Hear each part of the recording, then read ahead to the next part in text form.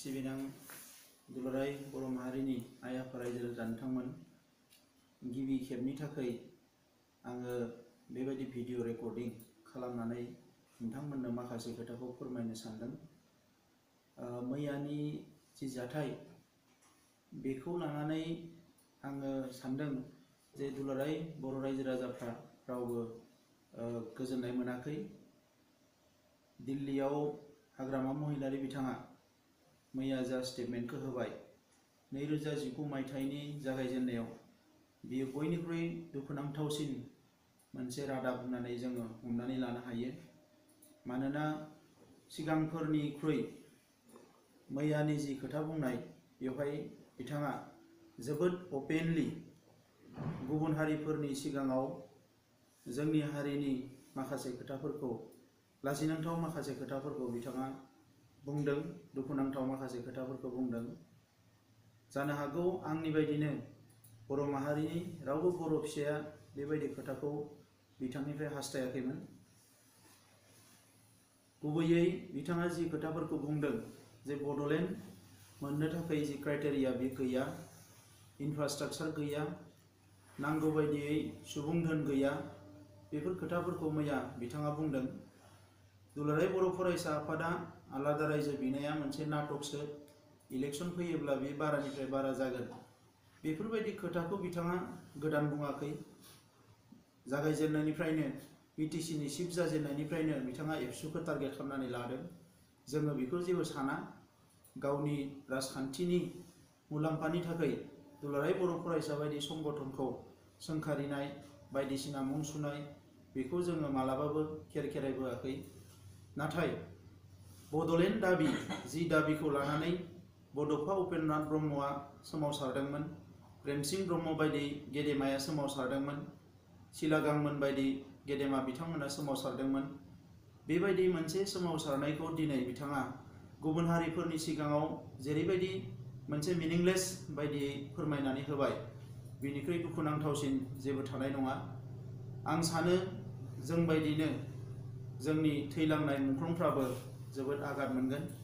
मानोना बे बड'लेण्ड जि सोमावसारनाय, जायजों बर'फ्रा गावनि थामोनथा, गावनि सिनायथि, गावनि रैखाथि आरो सोरगिदिं जौगानायनि थाखाय बड'लेण्ड दाबिखौ दैखांबाय थादों एबा सोमावसारनायखौ लाबोबाय थादों, जेराव 5,000निख्रुइ बांसिन बर' फिसाफ्रा जिउ गारबाय, 25,000निख्रुइ बांसिन बर' फिसाफ्रा जेल जाबाय, आइजोफ्रा जिनाहारि जाबाय, न' बां सावजाबाय, जोंनि रांखान्थिया गोग्लैसोबाय। बे गासैखौबो सहायनानैबो दिनैसिम बर' फिसाफ्रा सोमावसारगासिनो दङ। बिनि गुबै थांखियानो जाहैबाय जोंनो आलादा रायजो नांगौ। दिनैसिमबो जोंनि सायाव सोबख'नाय, नासयनाय, थगायनाय बियो सोलिगासिनो दङ। आसाम सरकारजों लोगो नांनानै बिथांमोननि हान्जायानो कंग्रेसनि समावबो सरकार सालायदों, बिजेपिनि समावबो सरकार सालायदों। नाथाय बर' मिडियामनि थाखाय मोनसे डाइरेक्टरेटखौ सोरजिनो हायाखिसै। दिनैबो बर' मिडियामनि जेंनाखौ फोजोबनो हायाखिसै। गोबां जोंहा हा हुनि जेंना दङ, बेखौ फोजोबनो हायाखै। सनितपुराव हादाननि जि जेंना दङ, बेखौ फोजोबनो हायाखै। गोबां रोखोमनि जेंना, फिसानिफ्राय गिदिरसिम गोबां जेंना दङ, जायफोरखौ सिस्टेमेटिकेलि बिथांमोननि एमएलए एमपिआ नांनानै मावफुंनो हायो, बेफोरबायदि जेंनाखौ फोजोबनो हायाखिसै। बेबायदि समाव दिनै बर' आइ आफा रायजो राजानि जि गोथार मोनसे हास्थायनाय, बेखौ मालायनि सिगाङाव बिथाङा जेरैबायदि दिन्थिनानै होबाय एबा बुंफोरनानै होबाय, बेयो जोबोद दुखुनांथाव जाबाय। आलादा रायजो सोरजिनो थाखाय जेबो क्राइटेरियानि गोनांथि गैया। भारतनि संबिजिताव आर्टिकोल 2 आरो 3 बेबायदिनो बेयाव लिरनाय बायदियै आलादा रायजोखौ, गंसे रायजोखौ बुखावनानै एबा गंनै गंथाम रायजोखौ फोनांजाबनानै बेयो गोदान रायजोखौ सोरजिनो हायो। बिनि थाखाय जिफोर जाहोन बेवहाय बुंनाय जादों, बियो एडमिनिस्ट्रेटिभ कनभिनियेन्स जानो हानाय, बियो लेंगुइस्टिक जानो हानाय, माखासे जौगायैखौ लानानै जानो हानाय, जेंनाफोरखौ लानानै रायजोखौ सोरजिनो हायो।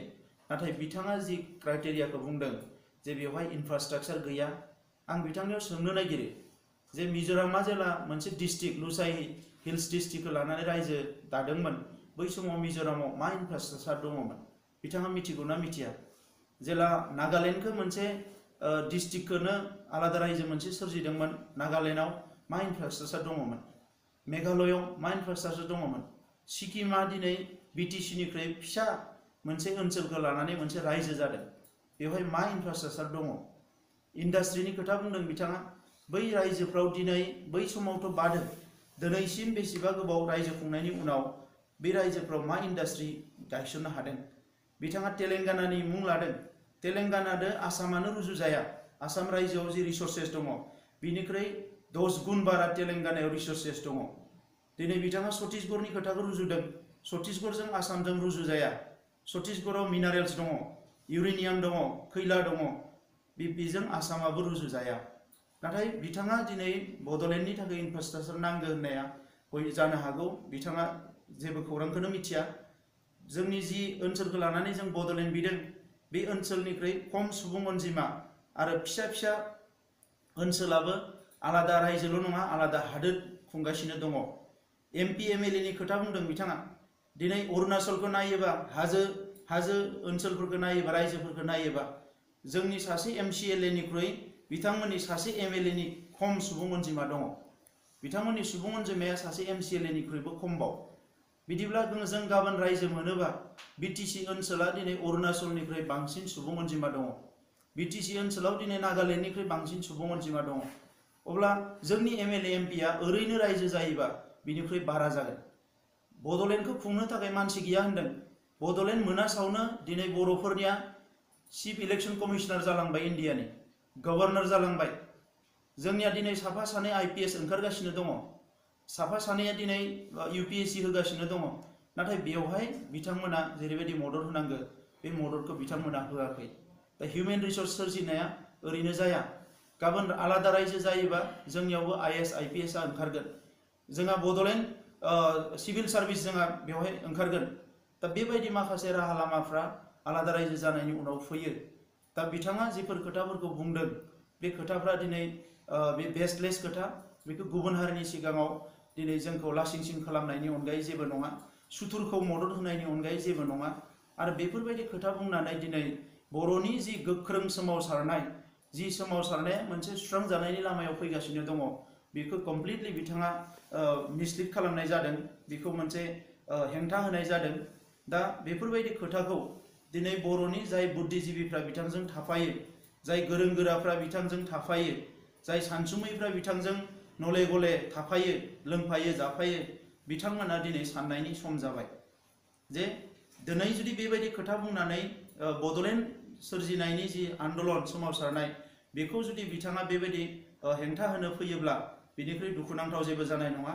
बियो जोंनि रोजा रोजा मुंख्लंफोरखौ अपमान खालामनाय जागोन।